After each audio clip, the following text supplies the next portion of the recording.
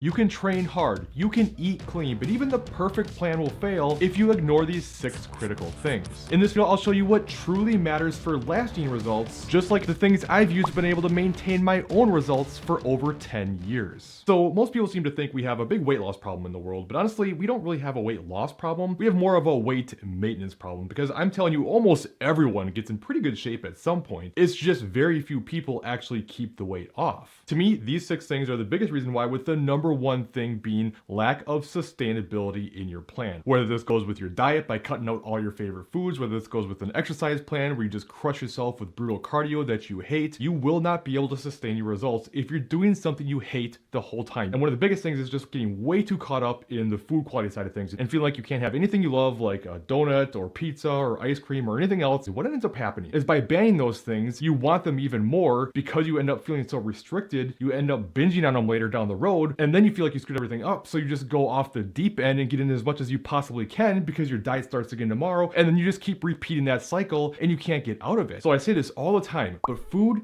doesn't have morality. There's nothing to feel guilty about with food. There's no foods in the world that will just make you fat and keep you from losing weight. I'm not saying go out and eat a lot of sugar. I'm not saying just eat tons of junk food, but I am saying you can eat these things and get in great shape. In fact, I didn't ban any of these foods when I got down to sub 10% levels of body fat. So you don't have to completely cut out everything you love. And if you try to do that, there's no way you're gonna make a lifestyle out of this process. The second thing is, you gotta stop trying to rush the process. Stop trying to get to the end of a finish line that has no actual end, because you have to do this stuff for life if you're gonna sustain your results. And the problem with trying to create fast results is it means you're gonna have to do extreme things that are gonna be unsustainable. You're gonna go super low calorie, you're gonna trash your metabolism, you're gonna be super low energy, you're gonna feel like crap, you're gonna get weak, and your hormones are gonna get all jacked up. And on top of that, the more pressure you put on the speed of the results, the more likely you are to get down about things. You're gonna get frustrated. The more frustrated you get, the more likely you are to go off the deep end. Doesn't matter how long it takes. I understand why you want faster results, but if you have another 30, 40, 50, 60 years of your life, you have all the time in the world, and trying to rush things is what makes the process so miserable. Number 3, this is a huge one. Do not fall into the all or nothing mentality. Everyone does great when life is good and settled, but how long does that actually last? What makes a bigger difference in your physique goals is not what you do when things are good,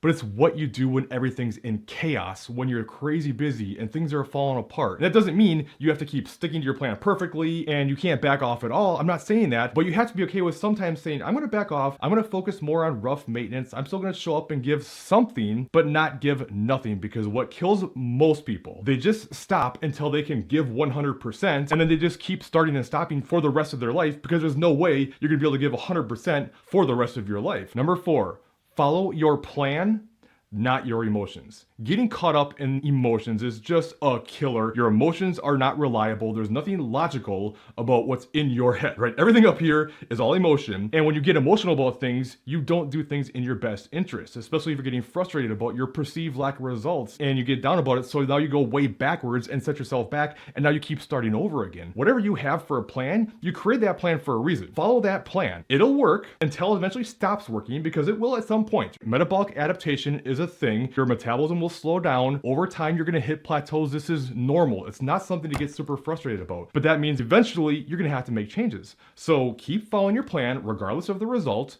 Give it time, and then when it does stop working, now you change the plan. Remember, you don't get results by focusing on results. You get results by focusing on the process and being patient. Number 5, make the process non-negotiable. If you keep bargaining with yourself, if you keep looking at the process as optional, you're gonna take the option out every time life gets inconvenient, you get busy, you don't feel like it, you've lost motivation. So you have to get to the point where you just say, this is what I do, and it doesn't matter what's happening. And this isn't gonna happen right away. It's gonna take time. When I first started with this, I had some ups and downs and everything, but now I've been doing it for so long. The question of, should I go work out today? It never really even comes up. It's just, this is when I work out, just like I brush my teeth before I go to bed. It's just a part of your life, and you just do it because you accept that, hey, it's not negotiable. This is what I do. Just like everything else that's really important in your life, you look as non-negotiable, right? Like, you don't always feel like going to your job, but you do it because you feel like you have to do it. And you might think, well, that's different because if I don't go to my job, I'll lose it.